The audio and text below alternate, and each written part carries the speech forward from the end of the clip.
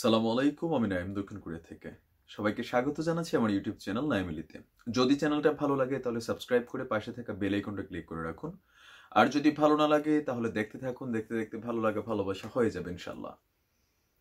তো আমি একজন খুবই ছোট কি বলে যে খুবই অল্প বয়সী বা বাচ্চা টাইপের ইউটিউবার। মাত্র 3 থেকে 4 মাস আমি ইউটিউবিংয়ে নিয়মিত আছি। তো আজকে একজন ইউটিউবারকে নিয়ে এই কথা, তার একটা আবেগঘন স্ট্যাটাস, যেটা একজন বাঙালি হিসাবে বা বাংলাদেশি মানুষ হিসাবে আমার খুব গায়ে লেগেছে। আর এর আগেও তাকে নিয়ে অনেক ধরনের ভিডিও অনেকে করেছেন বা তাকে নিয়ে নানান ধরনের ভিডিও প্রতিনিয়ত হচ্ছে। তারপরেও তিনি আসলে খুবই ড্যাম কেয়ারিং মেন্টালিটির মানুষ। আর তিনি প্রশ্ন তুলেছেন আমাদের বাংলাদেশি মানুষদের আবেগ নিয়ে, যে খুবই আবেগপ্রবণ, অকারণে আমরা আবেগ শো করি, যেটাতে তিনি খুব বিরক্ত এবং হতাশ। তো প্রয়োজনে তিনি বাংলাদেশ ত্যাগ করে দিবেন। তো ওই বিতর্কিত ইউটিউবারের নাম হচ্ছে, আপনারা সবাই জানেন, Salman Muktadir, bluetooth boy one and only. আর একজন বাংলাদেশি ইউটিউবার হিসেবে আমি অবশ্যই তাকে ধন্যবাদ দিব এই কারণে যে আপনার ইউটিউবিংকে যারা বাংলাদেশে আন্তর্জাতিক মহলে নিয়ে গিয়েছিলেন তাদের মধ্যে সালমান মুক্তাদির একজন, আপনার কি বলে যে ইয়াং জেনারেশনের জন্য আইকন টাইপের ইউটিউবার, নানান ধরনের কাজ করেন। তো সালমান মুক্তাদির সম্পর্কে সামান্য কিছু তথ্য প্রথমে দেওয়া দরকার। সালমান মুক্তাদির আসলে খুব বড় কোনো ফ্যামিলির কোনো সন্তান না, খুবই সাধারণ ফ্যামিলি থেকে উঠে এসেছেন। তবে ট্যালেন্টেড ব্লুটুথ বয় সেটা তো বোঝাই যায়।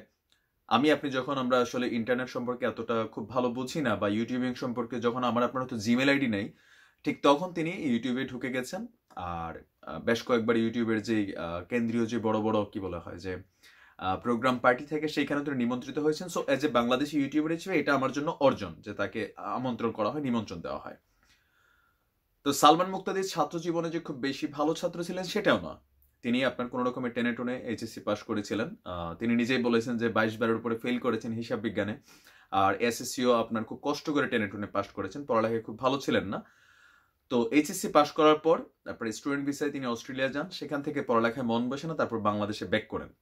বাংলাদেশে ব্যাক করে তিনি আপনার এই চলচ্চিত্র জগৎ বা এই মিডিয়া প্রযুক্তিকে কাজে লাগিয়ে কেরিয়ার দাঁড়া করানোর চেষ্টা করেন, এমনকি তিনি সফল।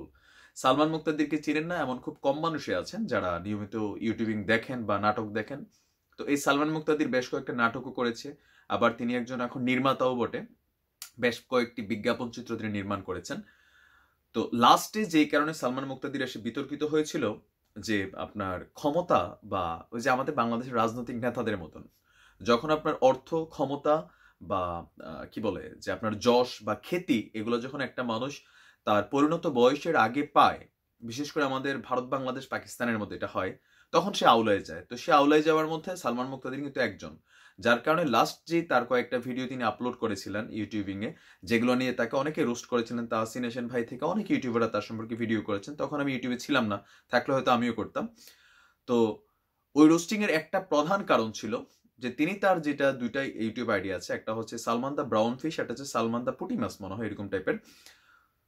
তো আপনার খুবই অশ্লীল টাইপের একটা ভিডিও, অবশ্যই এরকম ভিডিও আমরা দেখি, দেখতে ভালোবাসি, যার কারণে তিনি বানান।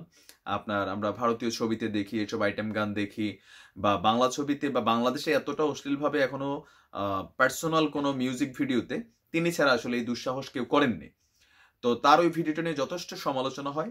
সমালোচনা হওয়ার পরেও এটার একটা পর্যায়ে গিয়ে তাকে আইন শৃঙ্খলা বাহিনীর কাছে জবাবদিহিতা দিতে হয়, মুসলেকা দেওয়া হয়, যাতে এরকম নোংরাম ইউটিউবিং এ না করে, বরং আপনার সারা বাংলাদেশে ইউটিউবের ব্যাপারে একটা রুলস রেগুলেশন কমিউনিটি গাইডলাইন কিন্তু ক্রিয়েট করা হয় সরকারের পক্ষ থেকে, যাতে নোংরামি ইয়াং জেনারেশনকে যাতে টাচ করতে না পারে।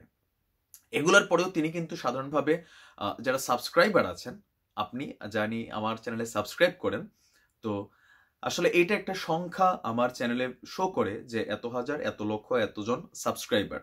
বাট এই সংখ্যাটা হচ্ছেন একজন মানুষ যিনি বুদ্ধি, জ্ঞান, দীপ্ত চেতনায় আমার প্রত্যেকটা কর্মকে তিনি মূল্যায়ন করেন।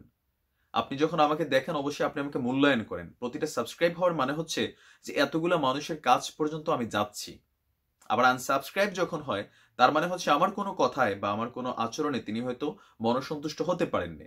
এখন যখন সেটা হয় পলিটিক্যাল বা ধর্মীয়, সেটা হচ্ছে এক ধরনের, বাট যেটা হয় নোংরামি, সেটা কিন্তু সবার কাছে ক্লিয়ারেন্স থাকে। আমরা প্রযুক্তির সাথে অনেকটা আধুনিক, অনেক নোংরামি আমরা প্রযুক্তির মাধ্যমে করি, করতে হয়তো গোপনে করি, বাট আমরা চাই যে আমাদের নোংরামিটা গোপন থাকুক। নোংরামি জিনিসটা সবাই করি কম বেশি, বাট গোপনীয়। কিন্তু যারা এগুলোকে প্রকাশ্যে আনে আর আনার পরে ওই চ্যানেলের সাবস্ক্রাইবারদের সম্পর্কে বলে যে ভালো লাগলে দেখেন, নাহলে আনসাবস্ক্রাইব করে দেন। আপনি দেখেন যে কি ডেয়ারিং কথা ছিল। তো তারপর অনেকে আনসাবস্ক্রাইব করছে, বাট তিনি থামেননি। তিনি না থেমে আপনার এই 5ই নভেম্বর তিনি একটা ফেসবুক তার ভেরিফাইড পেজে তিনি একটা স্ট্যাটাস লিখেছেন, যে স্ট্যাটাসটার সম্পর্কে আসলে এত কথা। তো সেখানে তিনি লিখেছেন যে বাংলাদেশের মানুষের উপরে তিনি যথেষ্ট ক্ষোভ এবং হতাশ। তারপর তিনি সরকারের নানান বিষয় সম্পর্কে এখানে একটু টুকিটাকে আলোচনা করেছেন, যে ফ্লাইওভার দিয়ে দেশের উন্নয়ন করা হচ্ছে, জিডিপি প্রবৃদ্ধি নামে গুণে করা হচ্ছে, সেটা আসলে কতটুকু উন্নয়ন রাখে। তো এটা তিনি একটা পলিটিক্স এখানে খেলছেন, এটা আমরা অনেকে বুঝি। পলিটিক্স তো এই জায়গায় যে বর্তমানে অনলাইনে আপনার সরকার বিরোধী কথা বললে অনেকে আছেন যারা এই মানুষগুলোকে সাপোর্ট করে বসেন। তার কোয়ালিটি কোয়ালিফিকেশন খুব বেশি জরুরি হয় না। সরকারের বিরুদ্ধে কথা বলছে দুঃসাহসী, তাকে ভাইরাল করতে হবে বা তাকে ভালোবাসতে হবে। যেমন সৈফুদ্দার ক্ষেত্রেও আপনি দেখেন যে যথেষ্ট পজিটিভ কথা বললেও কিন্তু অন্যায় করার পরে কিন্তু তিনি মার্কেট থেকে ফ্লো করে ফেলছেন, মানে ডাউন হয়ে গেছেন, ফ্লপ হয়ে গেছেন। তো সালমান মুক্তাদিরও যখন ওই অন্যায়ের পরে ফ্লপ হয়ে গেছেন, তো তিনি হইতে পারে যেটা তার একটা টেকনিক, যে তার চ্যানেলে ভিউ কমে গেছে, সাবস্ক্রাইবার কমে গিয়েছে, হয়তো আবার নতুন করে তাদেরকে অ্যাট্রাক্ট করার জন্য সরকারকে টার্গেট করেছেন, যে উন্নয়নের এই নিয়ে কথা বলছেন। বাট ওইটা আলাদা ব্যাপার, তিনি সরকারের আলোচনা সমালোচনা করতেই পারেন। কিন্তু যখন বলা হয় যে বাংলাদেশের মধ্যে আপনার কি বলে যে বাংলাদেশের অধিকাংশ মানুষ ধর্মীয় এবং সংস্কৃতিতে গোঁড়ামিতে বিশ্বাসী। হ্যাঁ, আমরা ধর্মীয় গোঁড়ামিতে বিশ্বাসী, বাট গোঁড়ামিতে বিশ্বাসী না।